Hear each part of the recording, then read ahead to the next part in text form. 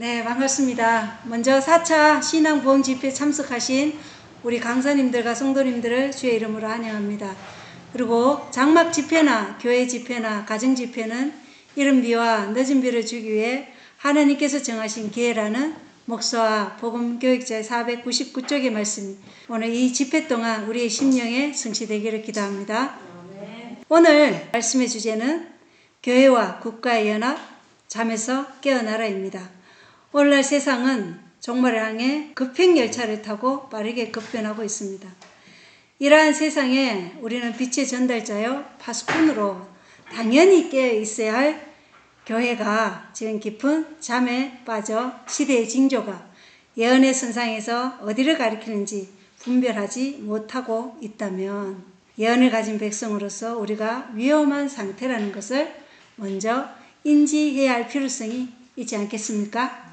네, 우리들 자신이 잠에서 깨어나 사랑하는 가족들로 우리 주님 만나기를 예비할 수 있도록 깨우시기를 바라면서 이 말씀을 준비하였습니다. 교회와 국가의 연합, 잠에서 깨어나라입니다. 잠자는 교회 제목만 봐도 참으로 비통한 심령입니다. 겟세마네 동산에서 예수께서는 마태복음 26장 40절에 제자들에게 오사 그들이 자는 것을 보시고 베드로에게 이르시되 도대체 너희가 나와 함께 한 시간도 깨어 있을 수 없었느냐 이렇게 말씀하고 계십니다. 제자들에게 깨어 있으라고 끄덕끄덕 말씀하셨지만 여기 대징투 688쪽을 보면 그러나 그들은 깨어 있어 기도하라고 반복하여 경고하신 말씀에 유의하지 않았다. 그들은 하나님께 계속하여 간청하였더라면 쫓아버릴 수 있었던 혼수 상태에 빠져 있었던 것이다. 그들은 시험을 물리치기 위하여 깨어서 열심히 기도할 필요가 있음을 깨닫지 못하였다. 제자들은 자신을 의지하였다. 그들은 그리스도께서 권고하신 대로 강한 조력자를 바라보지 않았다. 이렇게 기록되어 있습니다. 제자들은 반복하여 경고하시는 말씀에 유의하지 않아서 혼수 상태에 빠졌다고 말합니다. 제자들은 전능하신 하나님이 아닌 자신들을 의지했고 그래서 앞으로 다가올 일들에 대해 준비되지 못했던 것입니다. 마찬가지로 저희에게도 예수님은 끊임없이 그덕그덕 경고의 기별을 주셨습니다. 깨어있으라는 경고를 거절하고 나에겐 부족함이 없고 평안과 안전을 말하는 것이 오늘날 라오디게아 교회 상태인 것입니다.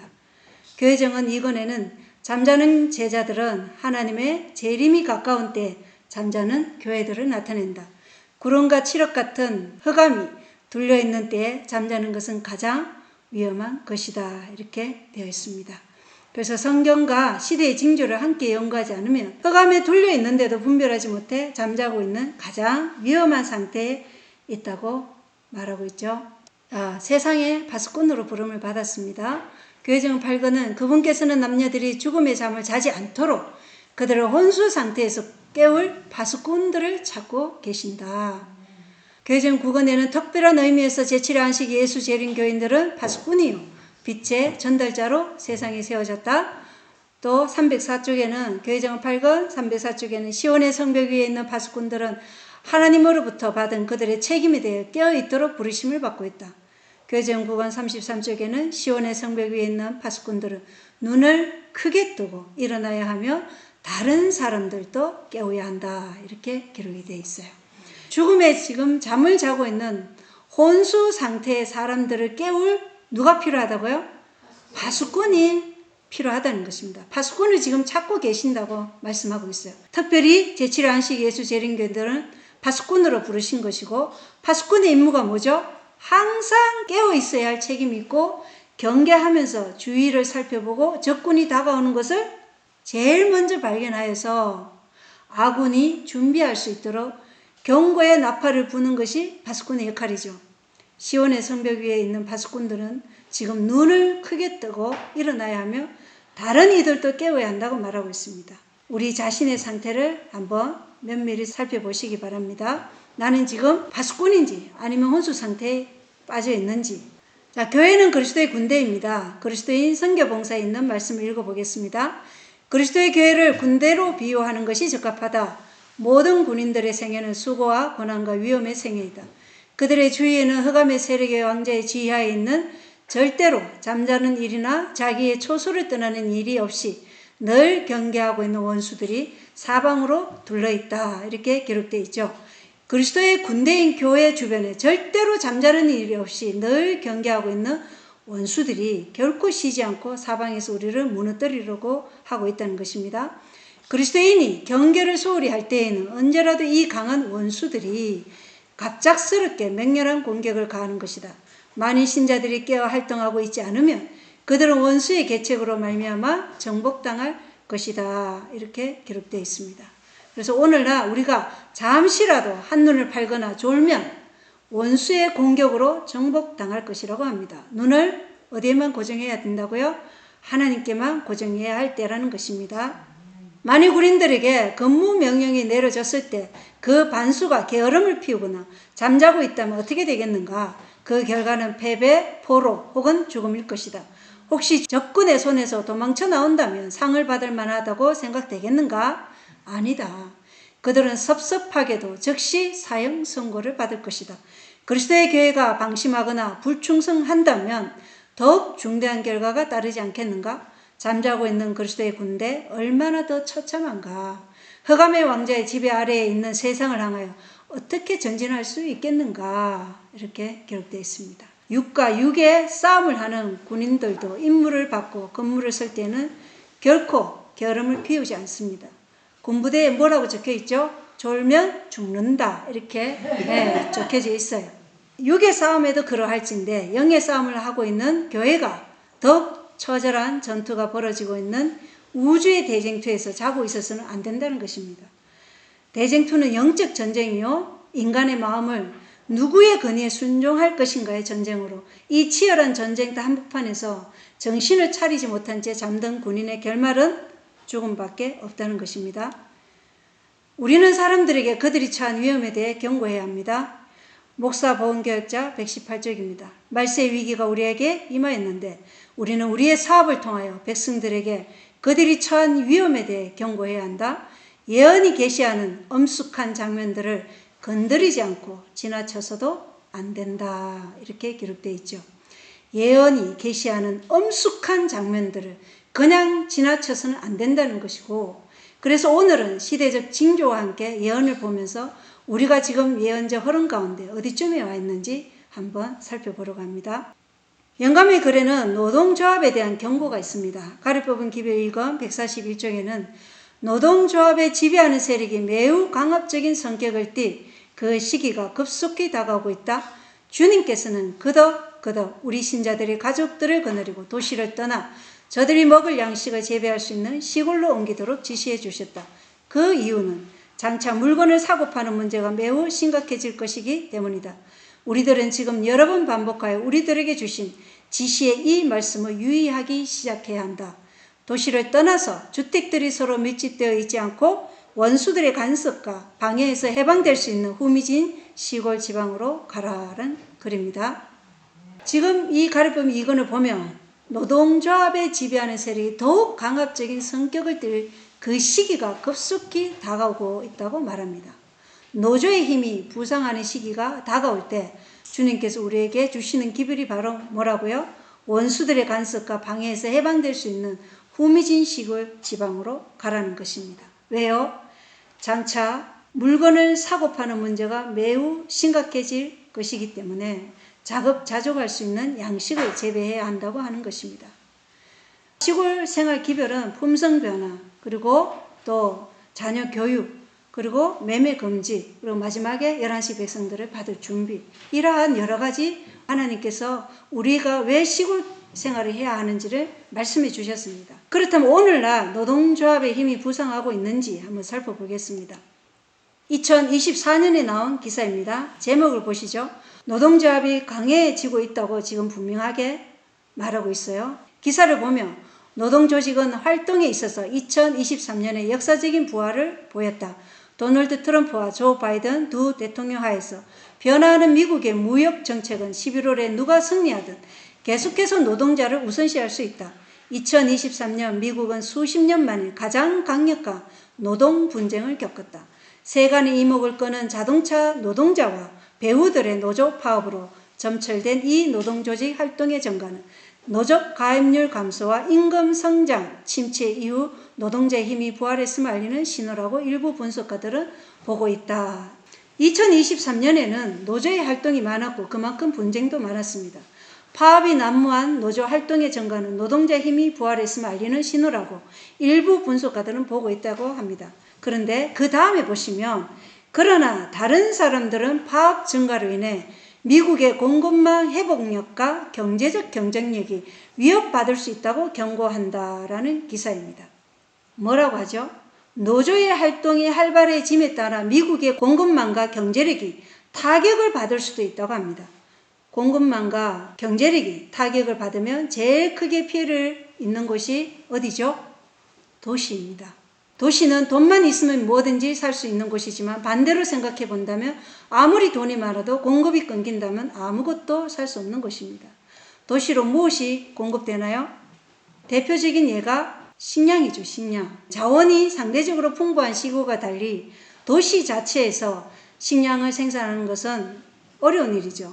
따라서 만약 모종의 이유로 공급이 끊긴다면 돈다발을 손에 쥐고도 굶주릴 곳이 도시라는 것입니다. 이런 상황에서 만약 경제력도 타격을 받아 물가가 올라간다면 수요만 많고 공급은 없을 경우 돈이 어떠한 가치를 지니는지는 우리 모두가 세계대전을 통해서 아실 겁니다.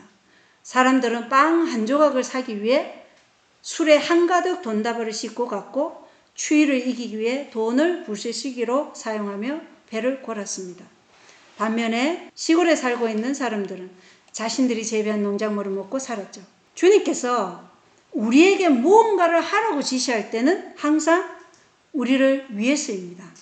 그러므로 그분께서 우리를 위해 주신 이 시골 기별을 가벼이 여겨서는 안 된다는 것입니다. 노동조합에 대한 경고가 이미 우리에게는 주어져 있습니다. 가리법 기별 2권 142쪽에 보면 노동조합들은 이 지상에 창세 이래로 없었던 환란의 때를 몰고 올 매개물 중에 하나이다. 이렇게 기록이 되어 있어요. 창세 이래로 없었던 환란의 때는 왜 오죠? 용이 여자의 남은 자손에게 분노해서 오는 것입니다. 그렇다면 노동조합들은 용과 관련이 있을까요? 한번 살펴보겠습니다. 노동자들의 권리에 대한 가톨릭의 가르침이라는 제목인데 이 글의 출처가 시트놀 대학입니다.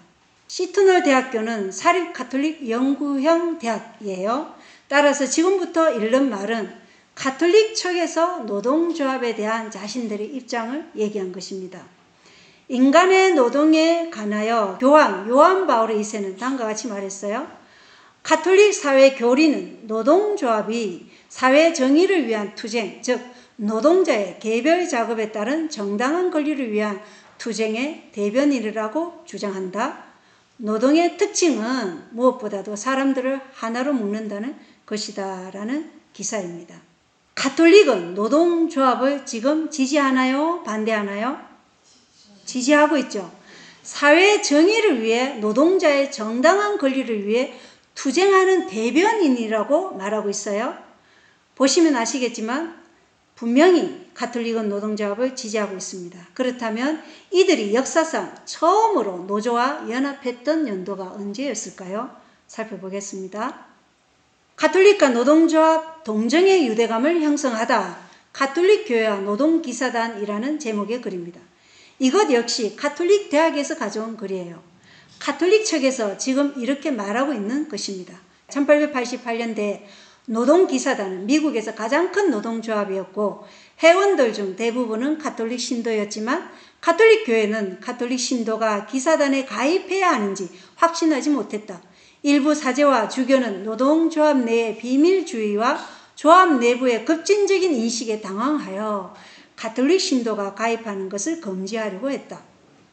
다른 사람들은 노동조합이 근로자의 삶을 더 좋게 만들 수 있다고 믿었다. 여기 보시면 노동조합이 있었고 회원 대부분이 가톨릭 신도였지만 완전히 연합하는 것에 관해서는 가톨릭 안에서도 일부 반대가 있었다고 합니다. 그런데 이들이 언제 연합했느냐?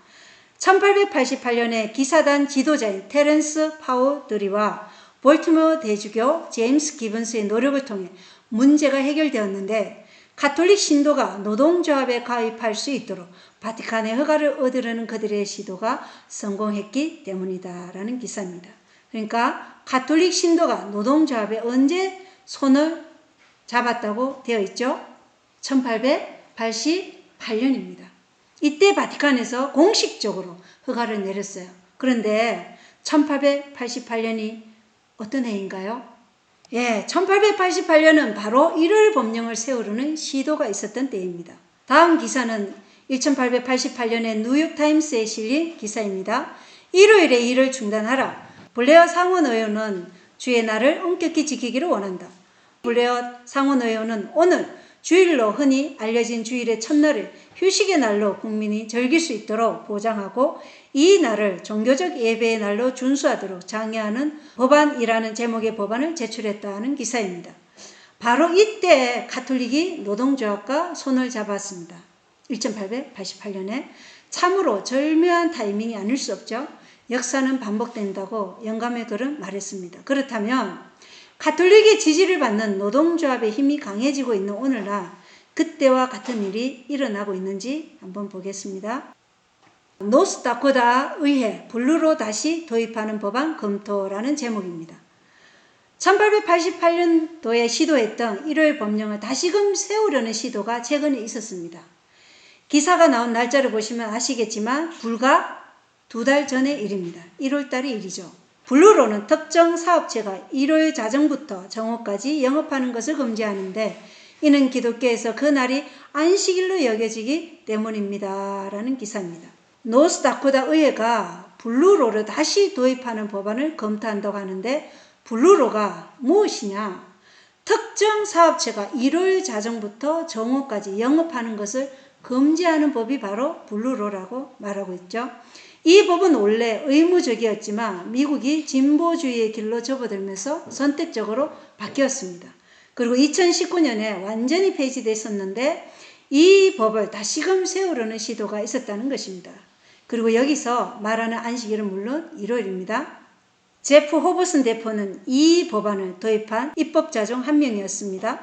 그는 블루로를 재도입하는 것이 가족과 근로자에게 좋다고 말합니다. 우리는 여전히 오전에는 교회에 가고 오후에 상업적 활동을 합니다. 그리고 정말이지 이것은 교회 대 국가보다는 근로자에 관한 것입니다. 라고 호버슨은 말했습니다. 블루로를 지지하는 사람은 이 블루로의 재도입의 이유로 가족과 근로자에게 좋다고 말합니다. 다행스럽게도 노스다코타 법안이 찬성과 반대 의견이 있었지만 결국 법안이 부결됐습니다.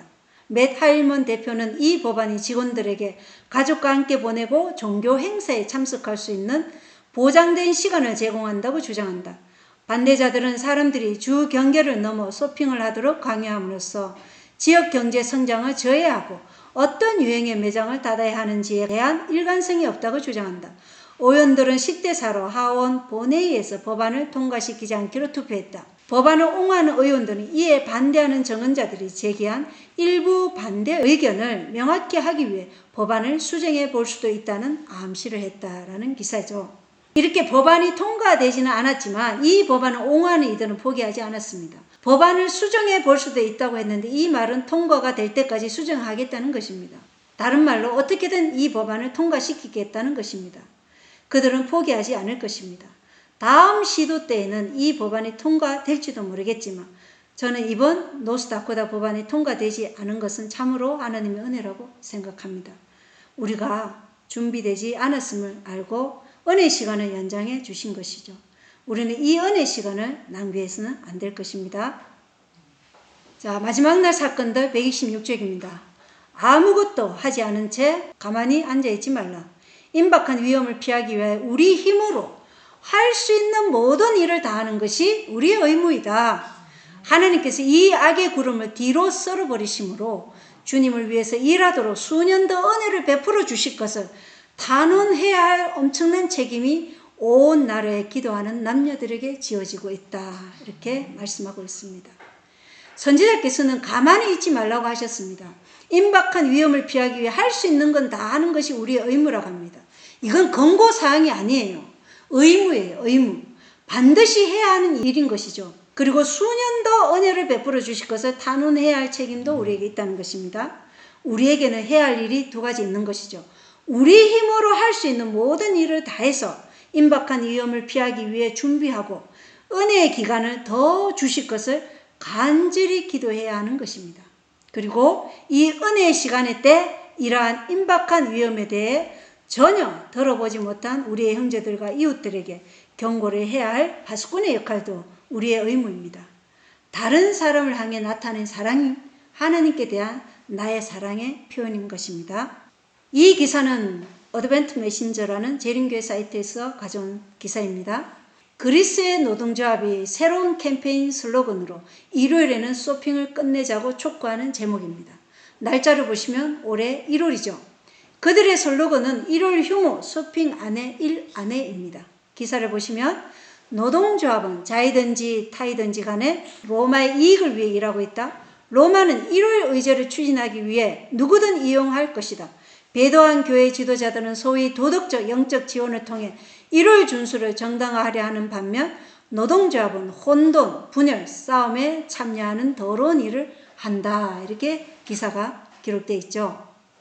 배도한 영적 지도자들이 말로써 일을 추진한다면 노조는 행동으로 일을 추진하는 행동대장과 비슷한 역할이라고 하는 것이죠. 쉽게 말해서 가톨릭이 손에 묻히기 꺼려하는 더러운 일을 가톨릭과 손을 잡은 노조가 대신한다는 것입니다.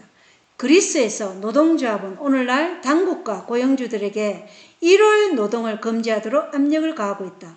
2025년 1월 16일 그리스 아테네 뉴스 미디어 회사인 토비마는 노동조합이 1월 쇼핑 제한을 요구하고 1월 매장 오픈이 근로자의 기본권을 침해한다고 주장한다는 기사를 게재했다. 지금 노조가 요구하고 있는 것이 뭔가요?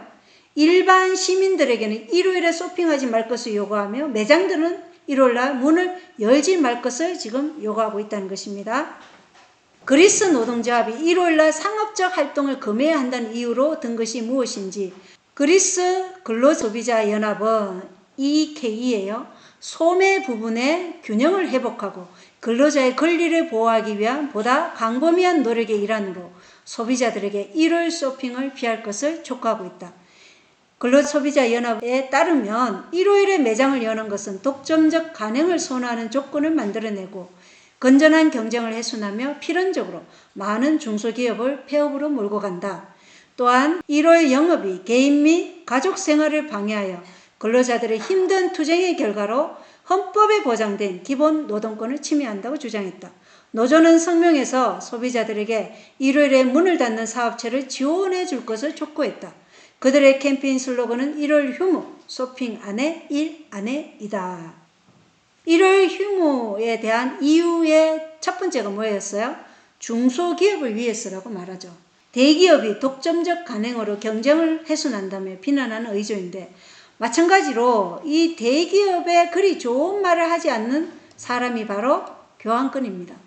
프란시스코 교황이 그의 연설에서 자본주의와 오직 돈만을 추구하는 기업들의 욕심을 질타하는 모습을 종종 볼 수 있는데 그럼에도 불구하고 바티칸으로 향하는 대기업 총수들의 발걸음이 끊이지 않는다는 점이 참 흥미롭지 않습니까?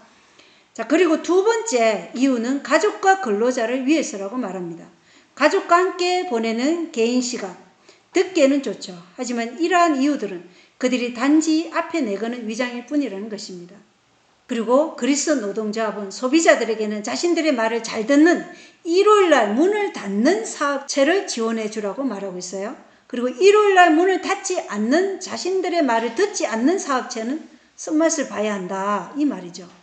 순응하든지 부러지든지 둘 중에 하나를 택하라는 것입니다. 자, 이렇듯 노조는 지금 일요일에 쉴 것을 요구하는 움직임을 보이고 있습니다.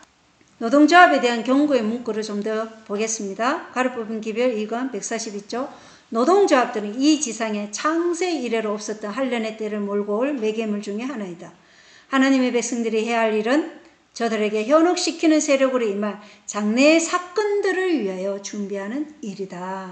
우리가 해야 할 일이 뭐라고 말씀하고 있죠? 앞에서 본 글과 마찬가지로 장래의 사건들을 위해 준비해야 한다고 합니다. 가만히 있어서는 안 된다는 것입니다. 가르폰 기별 계속해서 읽어보겠습니다. 노동조합과 세상의 연맹들은 함정이다. 형제들이여 그런 조직에 가담하지 말고 그것들을 멀리하라. 그러한 조직체들과 아무런 상관도 하지 말 것이다. 이러한 조합들과 연맹들로 말미암아 불온간 우리 기관들이 도시에서 일하기가 매우 힘들어질 것이다. 내가 전하는 경고는 도시들을 떠나라는 것이다. 도시 안에 우리 위생병원에 짓지 말라. 우리 신자들이 도시를 떠나 작은 토지를 매입하여 저들 자신과 저희 자녀들을 위한 가정을 마련하도록 신자들을 교육하라. 그러나 얼마 안 있어 도시마다 투쟁과 혼란이 일어날 것인데 도시들을 떠나기 원하는 자들은 떠나지 못하게 될 것이다. 우리들은 이러한 문제들을 위해서 준비하여야 한다. 이것이 바로 내가 받은 빛이다. 이렇게 기록되어 있습니다. 경고를 듣고 도시를 떠나지 않으면 나중에 어떻게 된다고 말씀하고 있죠? 도시를 떠나기 원해도 떠나지 못하게 될 것이라고 했습니다. 저는 이걸 보면 이스라엘 백성들이 생각납니다. 하나님께서 그들에게 가나안을 주시겠다고 전진하라고 할 때는 차라리 강해해서 죽는 것이 좋다고 말한 이스라엘을 하나님께서 정말 그들의 소원을 들어주시겠다고 하자 그때 어떻게 했어요? 가나안으로 들어가겠다고 말했어요. 노아가 만든 그 방주에 타라는 명령을 거절한 뒤에 비가 내릴 때는 이미 늦은 것입니다. 에서처럼 장자의 축복을 완전히 잃어버렸음을 알았을 때는 이미 돌이킬 수 없는 지점까지 온 것입니다. 역사는 반복되며 오늘날 우리는 과거 이스라엘의 발자취를 그대로 따라가고 있습니다. 지금 도시를 떠나야 하고 준비해야 합니다. 이것이 바로 주의 사자께서 이 시대를 위해 받으신 빛입니다. 미국의 현재 상황을 한번 살펴보겠습니다. 트럼프 관세 직격탄, 식료품 가격 줄줄이 인상, 뉴스를 보시면 알 수 있습니다. 관세 전쟁 때문에 식료품 가격이 지금 전부 올라가고 있습니다. 아직 시작도 안 했다. 미 식탁 물가 직격탄입니다. 그런데 아직 시작도 안 했다고 해요. 미국이 재채기하면 세계는 감기에 걸린다는 격언이 사실이 아니길 바라지만 세계 경제는 미국의 경제 정책에 크게 영향을 받고 있다는 것을 우린 부인할 수 없습니다. CNN의 보고죠. 트럼프가 보편 관세 위에 국가경제 비상사태 선포를 검토한다. 이렇게 기사가 나와 있어요. 관세를 위해서 비상사태를 선포하는 것도 지금 검토한다는 것입니다.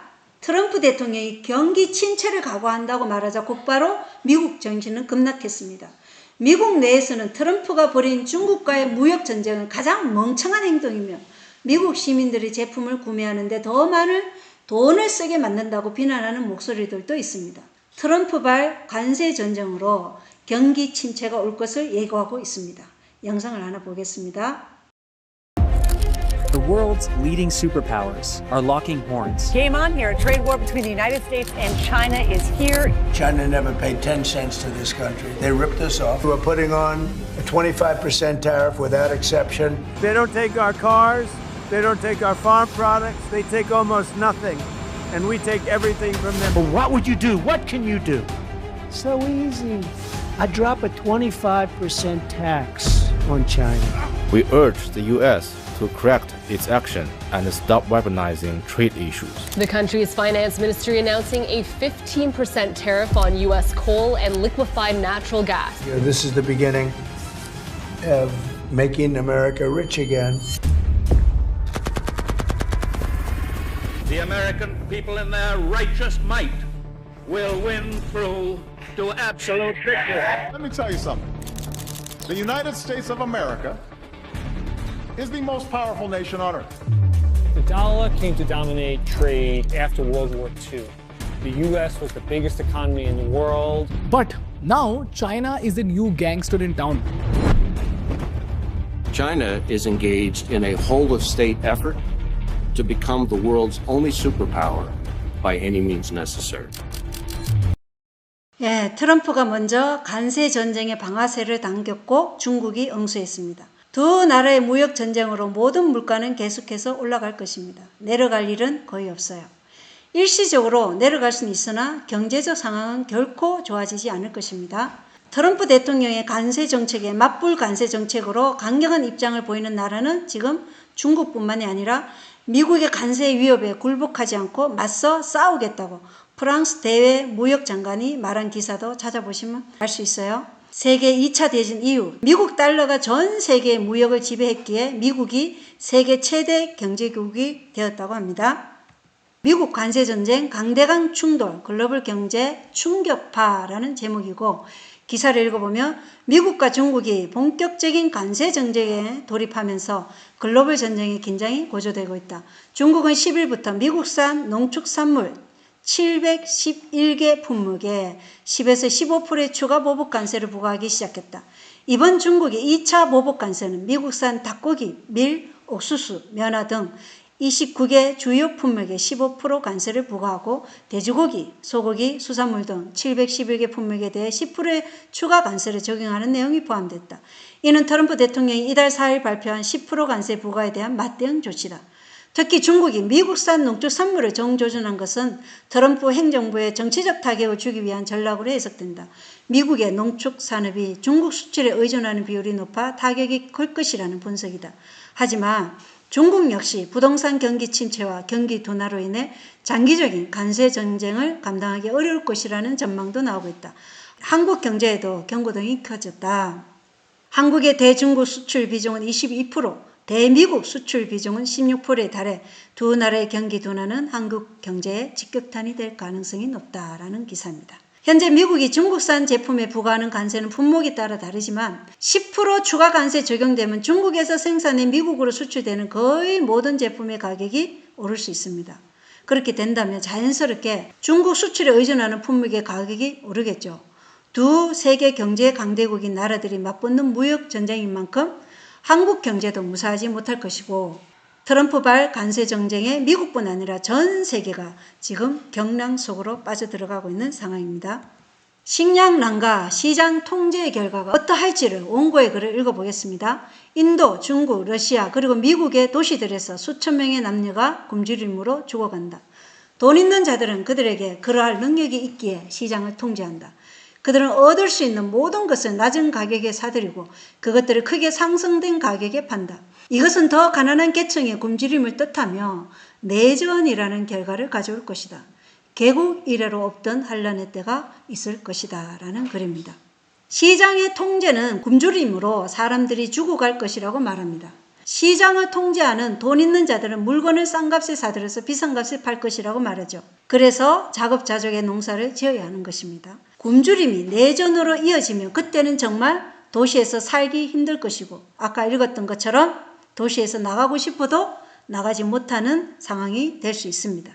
개국 이래로 없던 환란의 때를 위해 준비해야 합니다. 계시록 13장 16절과 17절에서 말했듯이 짐승의 표가 없으면 매매할 수 없다고 말합니다. 식량 배급조차도 짐승의 표가 없으면 받지 못할 상황이 올 것이기에 영감의 거래는 굶주림에 대한 공포로 주의 백성들이 마른 잎처럼 흔들려 떨어져 나갈 것이라고 기록하고 있어요. 교환권의 발자취를 따라가는 개신교 가려 뽑은 기별 2권 359쪽입니다. 개신교 세계는 하나님의 안식일이 있어야 할 자리에 하나의 우상적인 안식일을 세워놓고 법왕의 발자취를 따라가고 있다. 바로 이런 이유 때문에 하나님의 백성들이 도시를 떠나 저들 자신이 땅을 경작하여 저희가 먹을 양식을 재배할 수 있는 시골로 이사해야 될 필요성이 있음을 알게 되었다. 저들은 그런 곳에서 자녀들에게 단순하고 건전한 습관들을 길러줄 수 있다.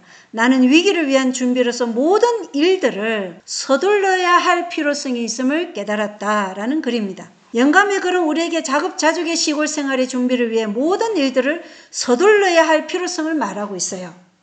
관세 전쟁은 식탁 물가뿐 아니라 모든 자재비의 상승을 초래할 것입니다.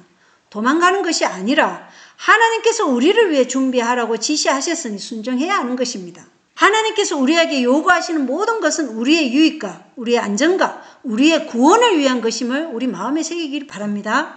경제적 침체 뒤에 1월 법령의 강요가 일어날 것이기에 그때 시골 생활의 준비는 이미 늦었다는 것입니다. 진리의 사랑을 순종으로 받지 아니하면 원수의 속임수에 빠져들 것이라고 개정 6권 402조에 기록되어 있어요.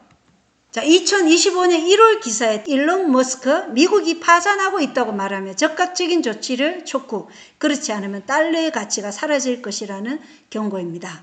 세계에서 가장 부유한 사람이자 테슬라의 CEO인 일론 머스크가 미국의 재정적 미래에 대해 엄중한 경고를 내렸다라는 기사죠. 머스크에 따르면 가감한 조치를 곧 취하지 않을 시 달러 가치가 아무것도 아닌 수준으로 폭락하여 국가가 재정적으로 파탄에 빠질 수 있다고 한다라는 기사입니다. 미국 달러는 일론 머스크의 말대로 무너질 것입니다. 그것이 예언의 수순이기 때문입니다.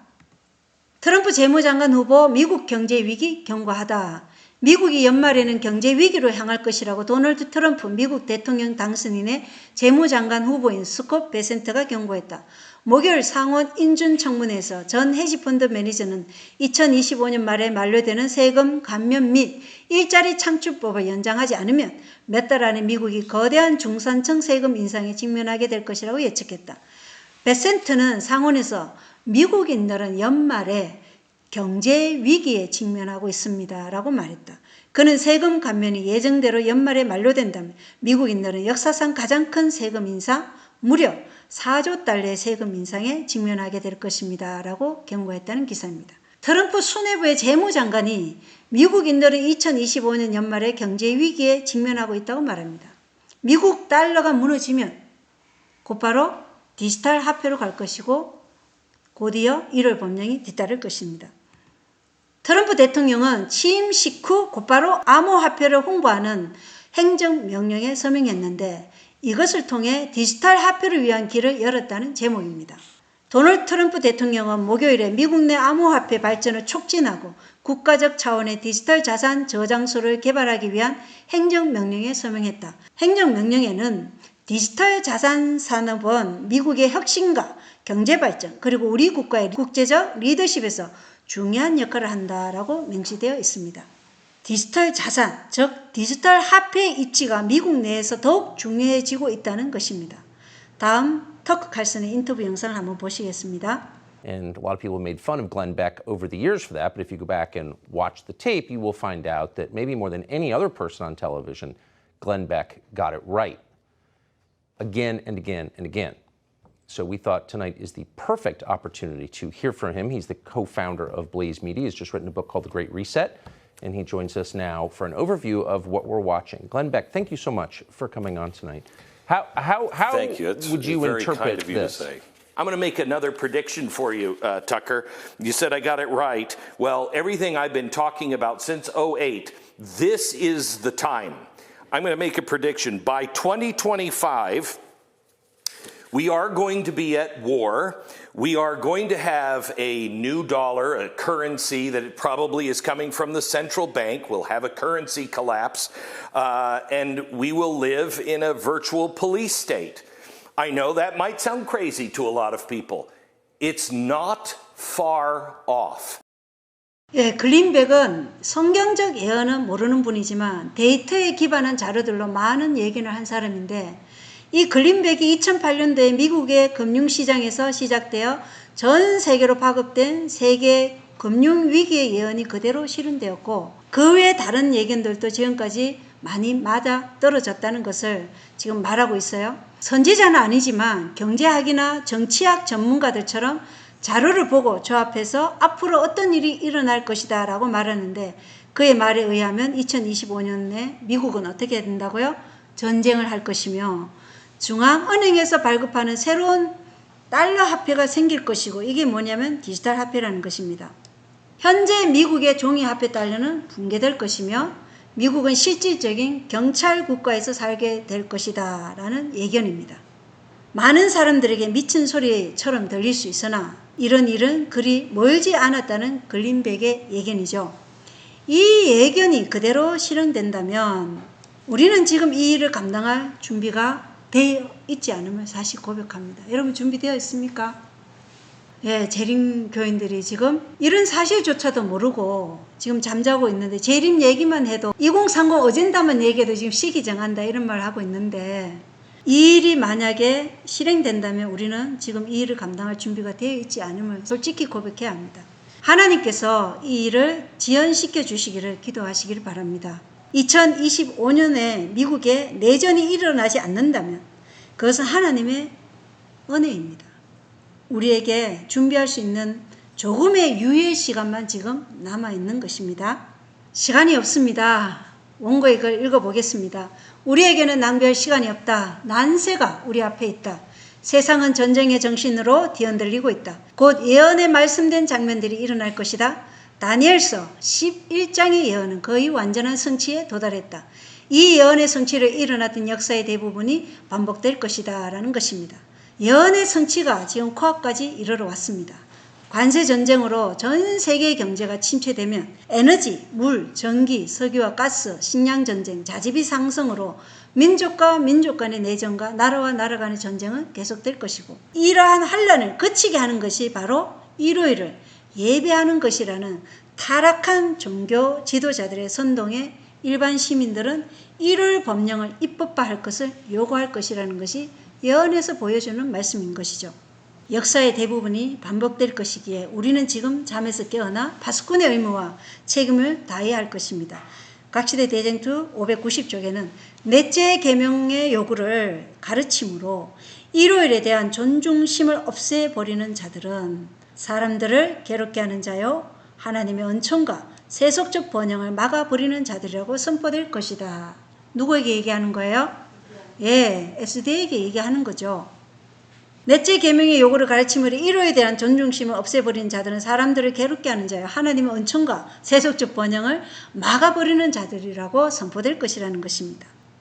먼저 미국 경제가 무너지면 일요일 법령이 세워지고, 일요일 법령이 세워질 때 미국이 잠시 세속적 번영을 누릴 것임을 알 수 있으나 이 번영은 결코 오래가지 않는 것입니다. 이 번영은 일시적이라는 것입니다. 은혜의 시간이 너무나 짧습니다.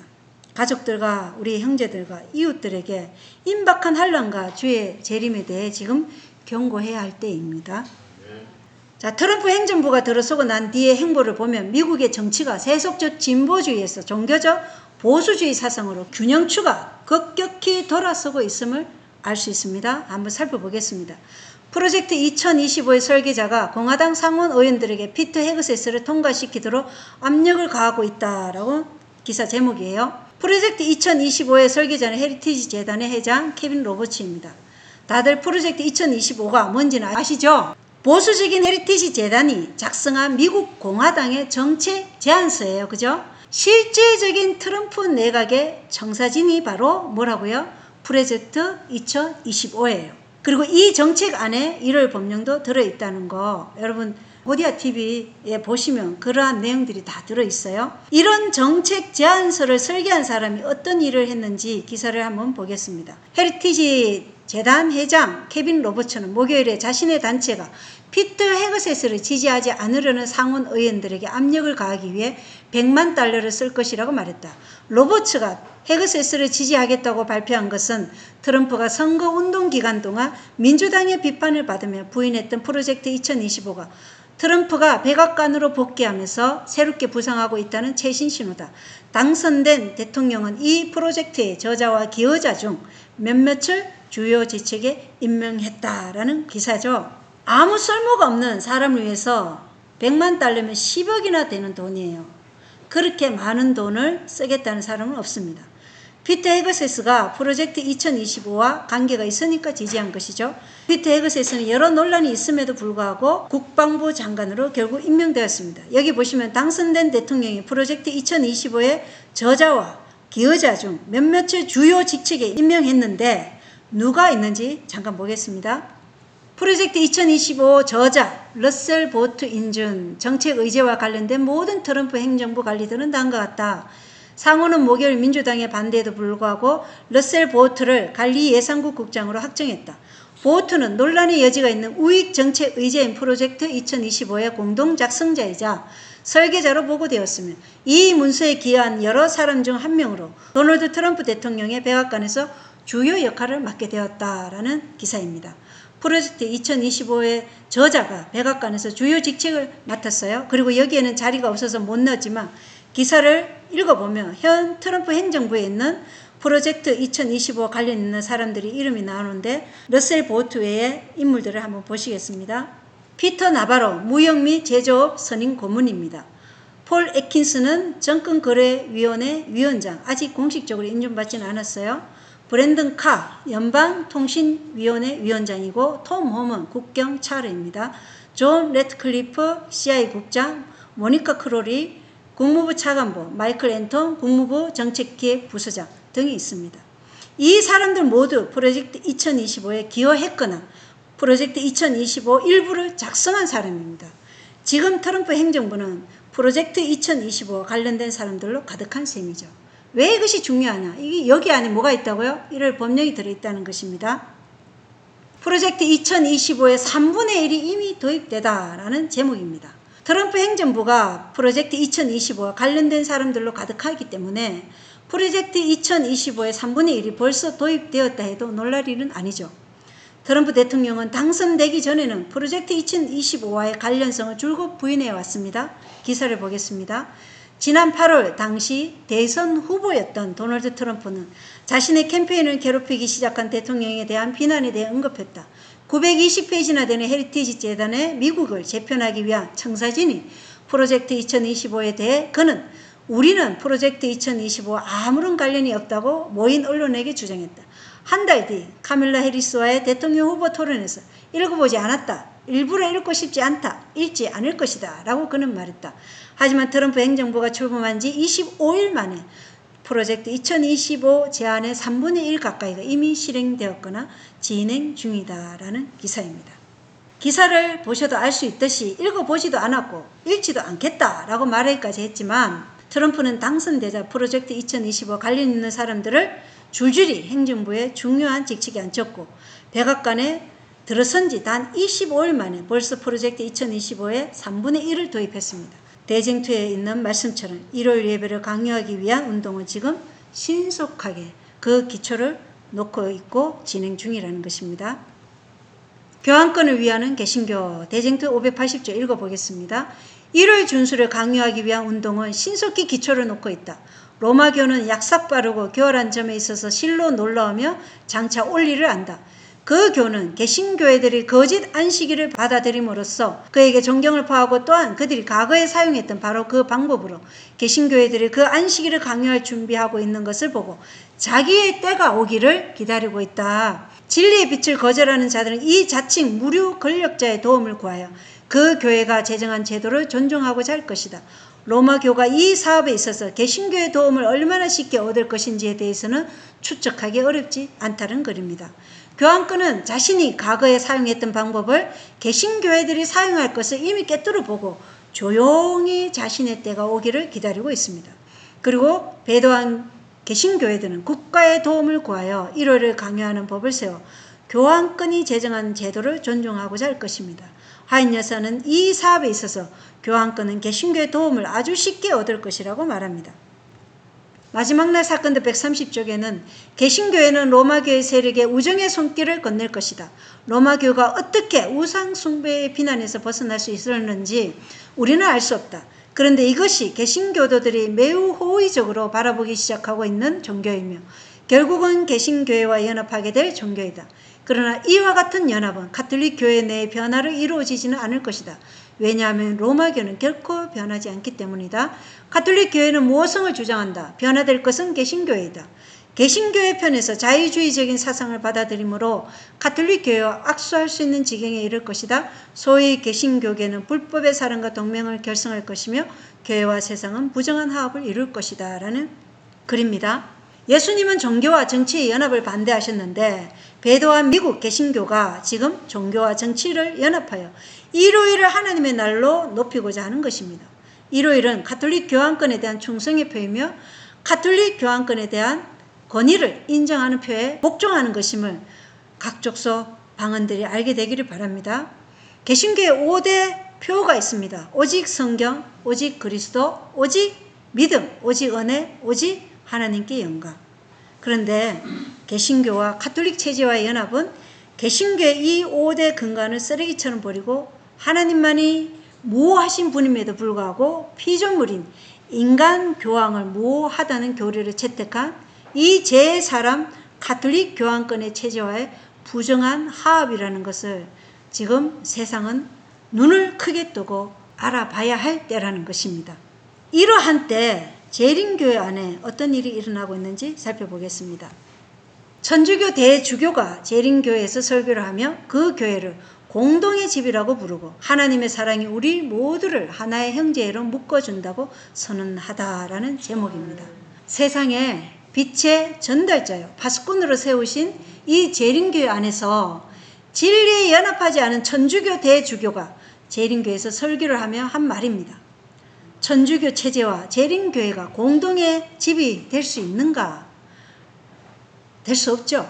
가톨릭 체제가 하나님보다 더 위에 있어서 하나님의 10계명, 넷째 계명, 7제나 토요일을 일요일로 변개하고 인간 교황을 모호하다고 말하며 단 한 번의 속죄로 죄를 감당하신 예수님의 대속을 부인하고 우리 자신이 죄를 감당해야 하는 연옥설과 돈과 행위로 죄를 사면받는 면죄부와 그리스도를 십자가의 미사 때마다 못 박는 미사의식과 인간이 신이 된다는 하체설과 단 한 분 예수님만이 우리의 중보자이신데 수많은 인간 중보자에게 고해 성사를 하게 함으로 이것이 구원의 조건으로 내세우며 아담의 타락 이후 모든 인간이 사망의 정죄 아래 태어났음에도 불구하고 마리아의 죄 없이 잉태된 것을 절대로 바꾸지 않은 이 가톨릭 체제와 재림교회가 하나님의 사랑으로 하나의 형제로 묶어준다고 선언하는 이 종교 통합의 개변을 지금 말하고 있는 것입니다.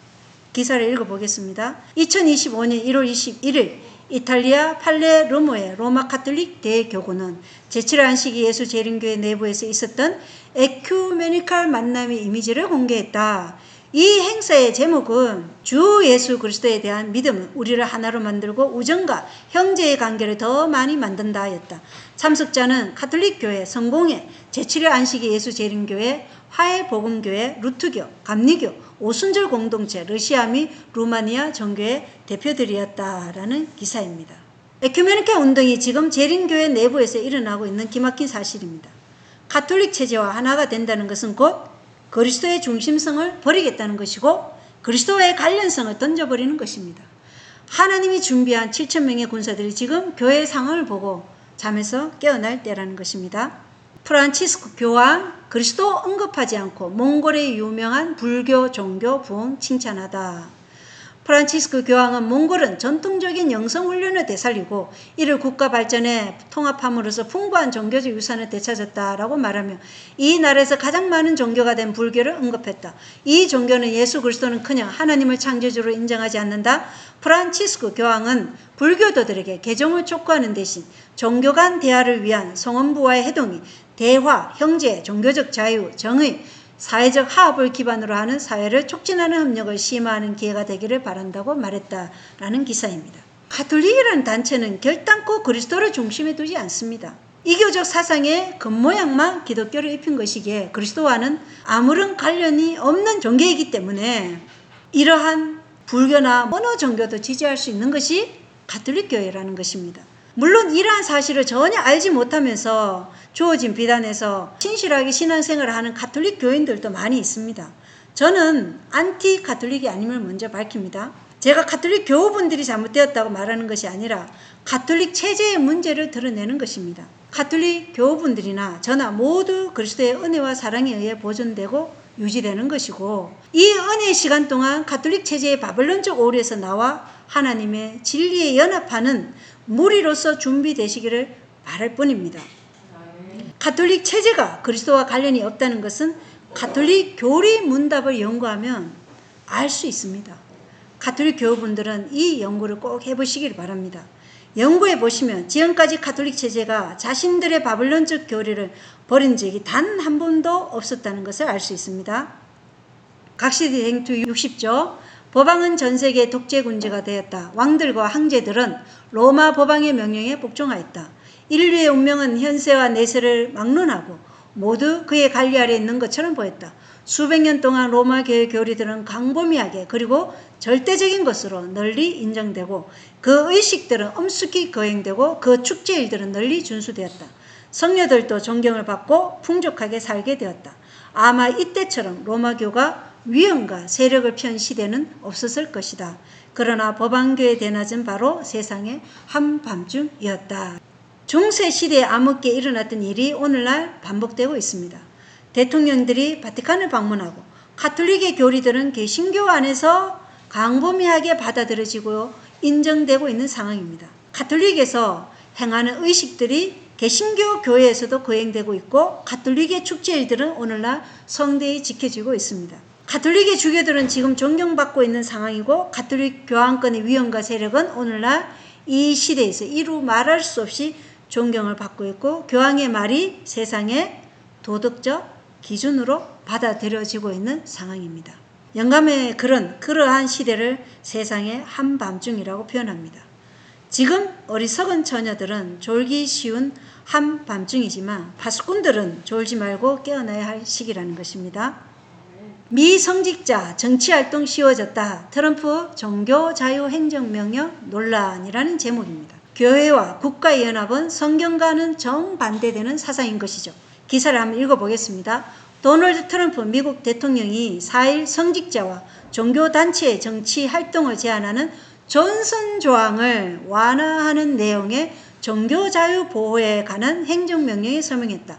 서명 후 트럼프 대통령은 오늘 나의 정부는 미국에서 종교자유 보호를 위한 역사적 발걸음을 내디뎠다며 믿음을 가진 이들이 목표물이 되고 괴롭힘과 침묵을 강요당하도록 놔두지 않겠다고 말했다.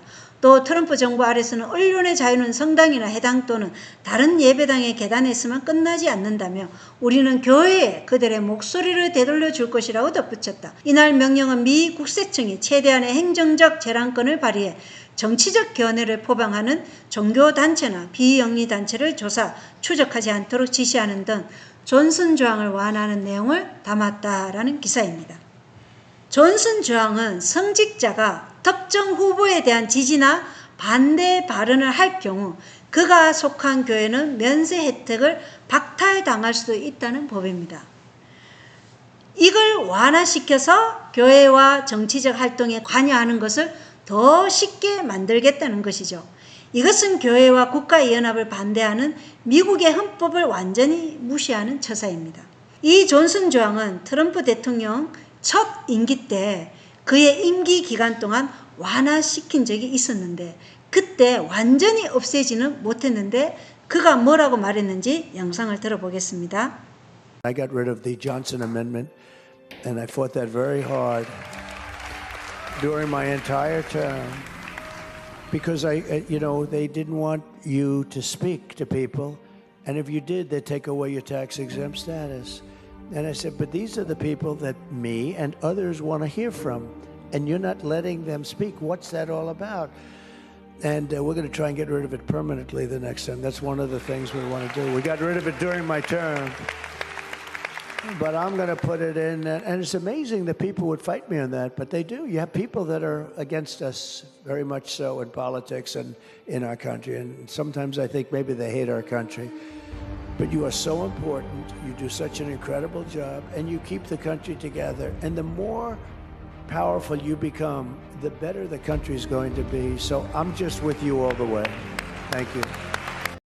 네, 트럼프 첫 번째 임기 때 완전히 없애지 못한 존슨 조항을 두 번째 임기 때는 완전히 없애겠다고 말하는데 이 말은 교회가 정치에 관여하는 것을 완전히 지지한다는 것입니다. 그리고 교회가 정치에 관여하는 것을 반대하면 미국이라는 나라를 싫어하는 것이라고 말하고 있습니다. 교회가 더더욱 강력해질수록 나라는 더더욱 나아질 것이며 교회는 국가를 하나로 유지해 준다고 말하고 있습니다. 교회가 정치에 더욱 깊게 관여하면 할수록 더 좋다는 뜻이죠. 그리고 트럼프 대통령은 단순히 말로만 하지 않고 2025년에 실제 행동으로 옮겼습니다. 트럼프 백악관의 신앙사무소 설치, 종교자유보호 반기독교 대응이라는 제목입니다. 백악관 안에 종교를 위한 부서가 들어섰습니다. 기사를 읽어보겠어요. 도널드 트럼프 미국 대통령이 백악관 내 종교의 자유를 보호하고 반기독교에 대응하는 백악관 신앙사무소를 설치했다고 백악관이 밝혔다.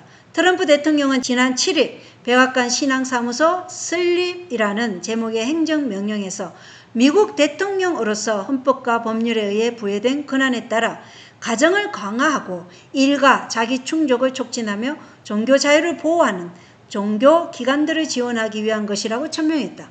행정부는 모든 부서 및 기관이 헌법이 보장하는 종교의 자유를 존중하고 준수하며 어떤 형태의 종교 차별도 종식하기 위해 노력할 것이라고 약속했다라는 기사입니다.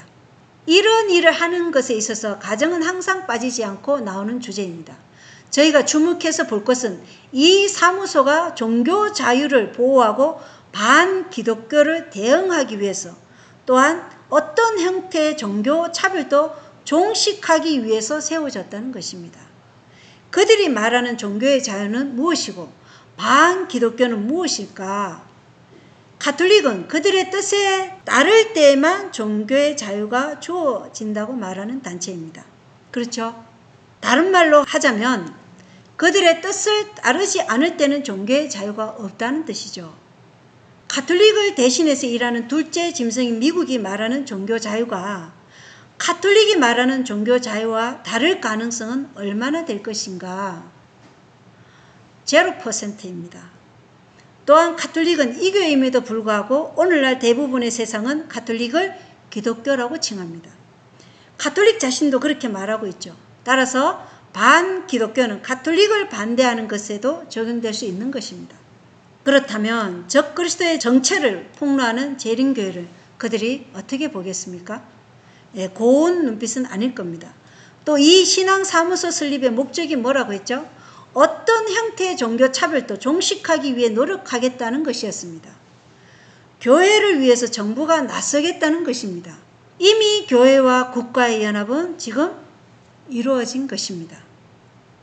이러한 저류가 결국은 교황권의 폭정의 시대를 예고하는 것이고 양심에 따라 종교를 선택하는 진정한 종교의 자유와 충돌하고 있음을 눈을 크게 뜨고 세상이 보기를 바랍니다. 더 나아가 트럼프 대통령은 미국 법무장관 펜 본디죠. 법무장관에게 하나님 아래 하나의 국가로 다시 우리나라를 통합하기 위한 태스크포스 만들라고 명령하다라는 제목입니다. 태스크포스란 특정 임무를 수행하기 위해 편성된 전담 조직을 일컫는 말입니다. 기사를 한번 읽어보겠습니다. 도널드 트럼프는 미국에서 기독교의 영향력을 회복하기 위한 결정적인 조치를 취함으로써 복음주의자와 가톨릭 신도에게 한 약속을 이행하고 있다. 그는 자신의 공약의 일환으로 학교, 직장, 병원, 정부기관 및 모든 공공장소에서 기독교인의 권리를 보호하는 데 전념하는 종교 태스크포스를 설립했다.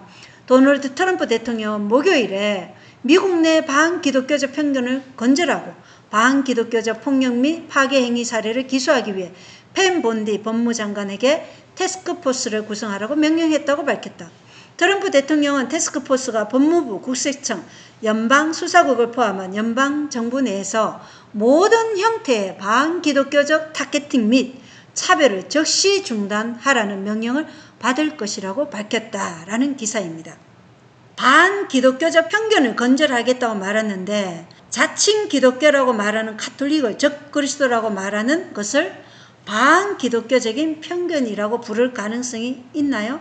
가능성이 충분하고 넘침을 우리는 성경과 예언의 신이 증거하고 있음을 알 수 있어요. 이들이 보호하겠다고 하는 기독교는 로마 가톨릭의 권위를 보호하겠다는 기독교인 것입니다. 기독교인과 종교 신자들의 권리를 수호하기 위해 온갖 수단을 다할 것이라고 지금 말하고 있어요. 교회를 위해 국가가 나서는 상황입니다. 중세 시대 때도 국가가 교회를 보호했습니다. 중세 암흑기 시대에 교회에서 잘못하면 병사들이 진문을 두드리고 체포해 갔습니다. 역사가 반복되고 있는 것입니다. 계속 읽어보겠습니다. 트럼프 대통령은 또한 태스크포스는 우리 사회 내 반기독교적 폭력과 파괴 행위를 철저히 기소하고 전국적으로 기독교인과 종교 신자들의 권리를 수호하기 위해 온갖 수단을 다할 것이라고 말했다.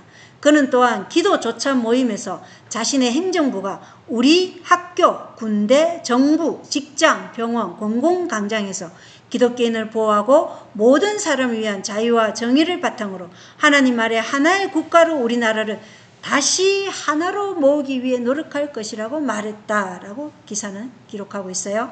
기독교인과 종교 신자들의 권리를 수호하기 위해 온갖 수단을 다한다고 합니다. 그렇다면 기독교인들의 권리가 다른 사람들의 권리보다 더 중요하다는 것인가요? 말하는 것을 보면 다른 이들의 권리보다 기독교인들의 권리를 우선시하겠다는 뜻으로 보이죠. 이 기독교는 가톨릭이 변개한 십계명에 기초된 기독교인 것입니다. 또한 미국이라는 나라를 하나님 아래 하나로 모으겠다고 태스크포스를 만들라고 명령했는데 이 두 가지만 봐도 현재 트럼프 대통령의 행보에서 짐승의 형상인 종교와 정치의 연합이 이루어졌음을 알 수 있다는 것입니다. 하나님 아래 하나의 국가는 곧 종교가 국가를 지배하는 세상입니다. 성경은 가이사의 것은 가이사에게 하나님의 것은 하나님께 바치라 이렇게 정치와 종교는 분리하라고 말씀하고 있어요. 시대의 소망 509쪽 읽어보겠습니다. 그러나 오늘날 종교계에 그들이 믿는 바대로 세상적인 현세적인 주권으로서의 그리스도의 나라를 세우기 위해 일하고 있는 사람들이 많이 있다.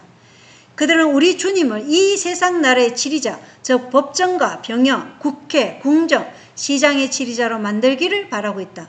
그들은 그분께서 인간의 권위에 의해 집행되는 법령들을 통해서 통치하기를 기대한다.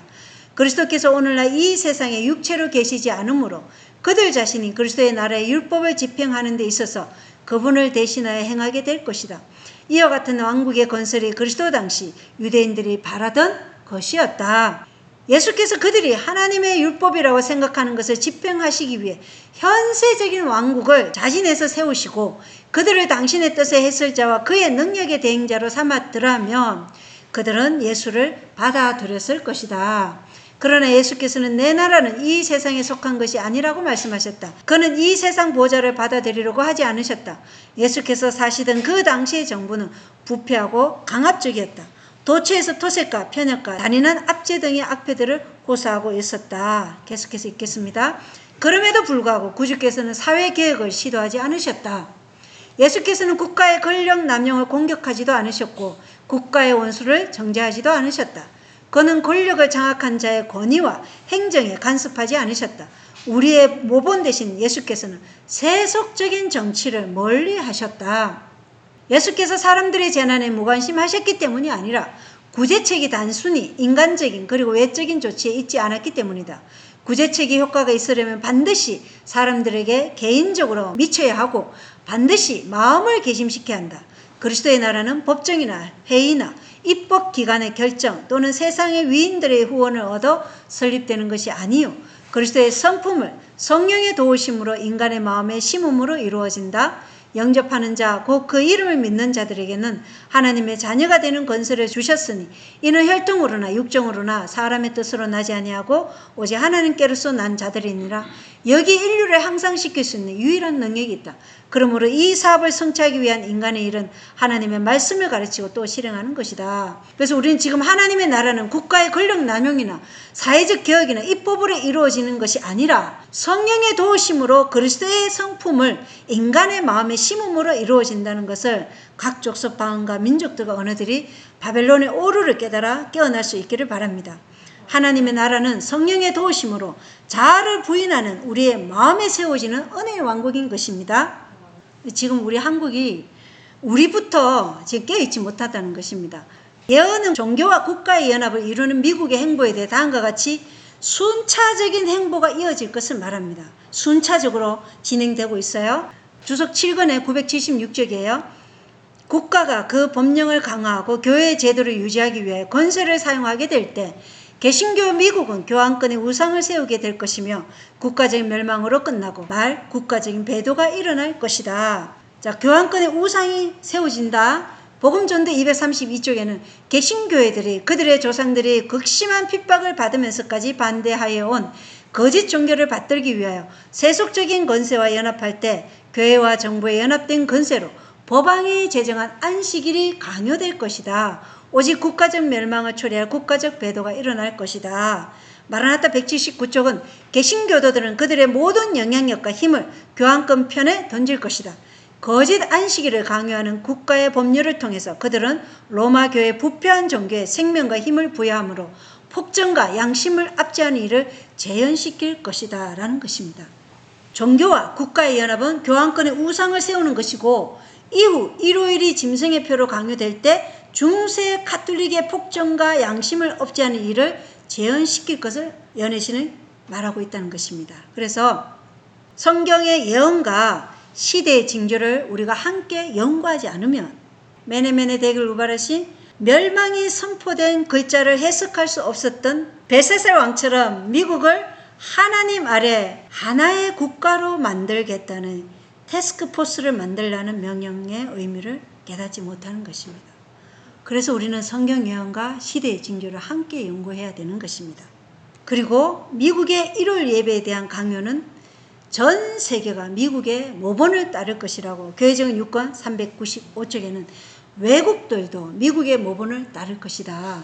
미국이 선두에 나서고 온 세상에 흩어진 우리의 백성에게 같은 위기가 닥쳐올 것이다. 가르비분 기별 상근 427쪽에는 악한 자들은 자신들이 진리를 가졌으며 이적이 그들 중에 있으며 하늘로부터 온 천사가 그들과 더불어 말하고 걸었으며 큰 능력과 징조와 이적이 그들 중에서 일어났고 이것이 그들이 오랫동안 기대해온 일시적 천연기라고 선언하였다. 이렇게 기록되어 있어요. 그러니까 미국의 1월 예배에 대한 강요는 전 세계가 미국의 모본을 따를 것이고 세상에 흩어져 있는 일곱째 날 안식일을 지키는 하나님의 백성들에게 위기가 닥쳐올 것입니다. 그리고 개신교와 가톨릭의 연합 세력은 예수님 재림 전에 이 땅에서의 일시적 천연기가 있을 것을 선언할 것입니다.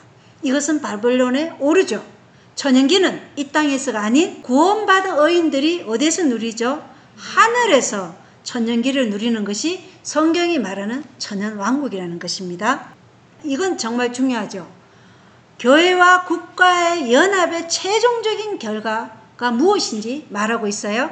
교회정은 5권 452쪽입니다. 하나님의 율법을 저버리고 로마 가톨릭의 제도를 강요할 법령으로서 이 나라 미국은 정의와 완전히 인연을 끊을 것이다. 개신교가 깊은 구렁텅이를 건너 로마 교회 세력과 손을 잡으려고 손을 내밀고 또 큰 구렁텅이를 넘어서 강신술과 손을 잡고 그래서 이 새 연합 세력 아래 이 나라 미국이 개신교와 공화정부로서의 모든 헌법의 원칙을 거부하고 로마 교황의 거짓과 기만을 선전할 준비를 갖추게 될 때 우리는 사단이 맹렬히 활동할 시기가 이르렀고 종말이 가까웠다는 사실을 알게 될 것이다 라는 글입니다. 교회와 국가의 연합은 로마 교황의 거짓과 기만을 선전할 준비를 갖추게 되는 때이고 이때가 사단이 맹렬히 활동할 시기이고 바로 종말이 가까웠다는 사실을 알게 되는 것이라고 말하고 있죠. 교회정은 7권 141쪽입니다. 세상 거민들의 죄악은 그들의 범죄의 잔을 거의 채웠다. 이 지구는 하나님께서 파멸자에게 그의 뜻을 행하도록 허락할 지경에 이르렀다. 하나님의 율법을 인간의 율법으로 대체시키는 것, 순전히 인간의 권위에 의해 성경의 안식일 대신에 일요일을 높이는 것은 드라마의 마지막 장면이다. 이 대치가 세계적인 것이 될 때 하나님께서는 당신 자신을 나타내실 것이다. 그분은 지구를 무섭게 흔들기 위하여 위험 중에 일어나실 것이다 라는 글입니다. 안식일 대신에 인간의 법인 일요일을 높이는 것은 곧 주님이 구원받을 하나님의 백성을 데려가시기 위해 자신을 나타내실 것임을 말하고 있다는 것입니다. 준비하라, 준비하라. 준비하라는 하나님의 애소하신 음성에 응답하는 우리들이 되기를 바랍니다. 우리의 의무에 대해 무엇을 말하는지 마지막으로 읽어보고 마치겠습니다. 시대의 소망 641쪽입니다.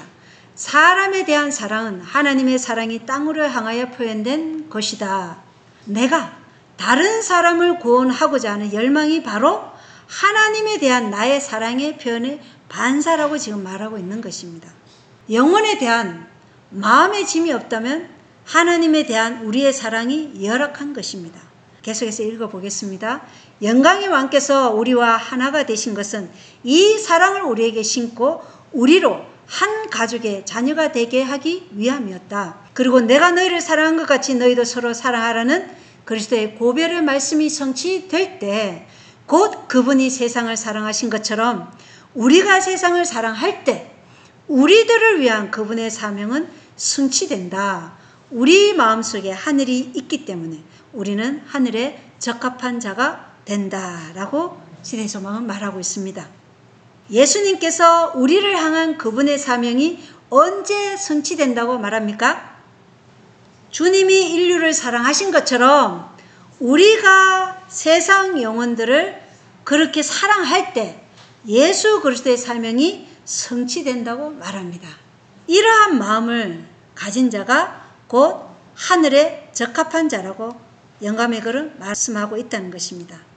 예수님의 사명의 성취를 위해 저와 여러분 모두가 우리 자신을 온전히 영혼을 구원하는 일에 헌신하지 않으시겠습니까? 네, 우리는 아멘으로 하답해야 합니다. 왜냐? 우리가 이 땅에서 우리가 해야 할 일을 하지 않으면서 하늘에 가서 예수님과 같이 거닐 수는 없다는 것입니다. 하나님께서 이러한 사랑을 간절히 갈망하는 우리들의 심령에 예수님의 심장의 고동이 우리의 심장에 함께 뛸 수 있도록 우리의 자아를 부인하고 죄를 성립케 하는 이른 비의 회개와 늦은 비의 담대함의 능력을 풍성하게 부어주실 것을 믿습니다. 영광의 왕께서 인류를 구원하시기 위해 십자가 위에서 못 박혀 계실 때 죄와 허물로 죽은 우리를 구원하시기 위해 십자가에서 가시면류관을 쓰시고 대관식을 치르셨습니다. 주님을 위해 희생하지 못할 일이 없고 너무 힘들어하지 못할 수고도 없다는 그 심령이 오순절 성령을 받기 위한 120명의 심령이었습니다. 이것을 기억하시기를 바랍니다. 우리의 심령이 이러할 때 오순절에 내렸던 그 이른 비에 충만함이 내려지고 늦은 비에도 함께 내릴 것입니다. 우리를 향한 주님의 무기가 오직 이 사랑이었다는 것을 찬양하면서 잠에서 깨어나라는 이 말씀을 마치겠습니다.